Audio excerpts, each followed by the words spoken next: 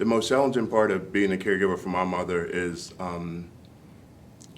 making sure that she gets the care that she needs, but at the same time, taking care of my own health and my own well-being.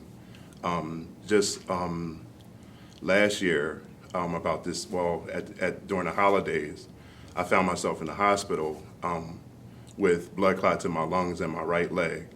Now, normally I wouldn't have gone to the hospital except for this pain in my right leg was so excruciating that I couldn't sleep. So I had no idea I had blood clots in my lungs, but when I went to the hospital, I drove myself there, which they told me I was stupid for doing that.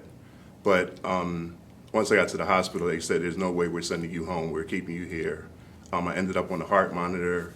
I now have type 2 diabetes. I had the blood clots in my lungs and my leg, and I have atrial fibrillation. So the challenge is keeping my health up to speed and also maintaining my mom's health and well-being as well. And also, pursuing the music. However, let me just say that, I'm a spiritual being, and I know God puts things in our lives for a reason, so I wouldn't trade any of this time spent with my mom for any reason whatsoever.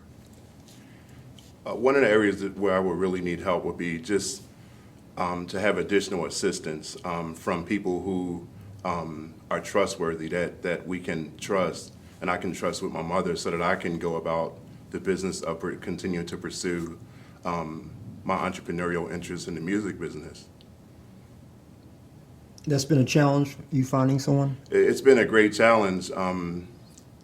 As far as the actual home health aides, we've gone through probably 8 to 10 home health aides in a period of a year and a half.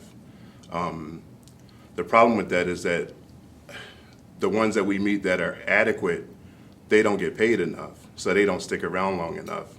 The ones that aren't adequate, they stay for a long time, but then they end up forging timesheets, lying to my mother, saying that they're doing certain things for her and they're not.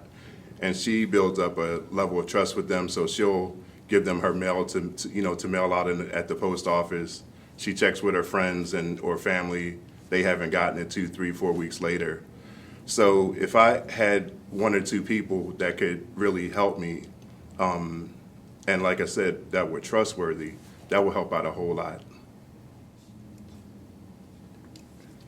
A typical day as a caregiver for my mother, I have to make sure that she takes her medications. That's one of the things that we struggle with. My mom has her abilities as far as thinking, so I try to make sure that she's as independent as possible.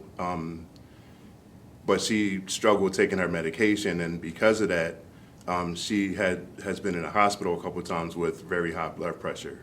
So that's something that we've been really struggling with. But I'm happy to say that over the last couple months, she has been obedient to the doctor and to myself taking her medication. So her blood pressure seems to be pretty stable at this point.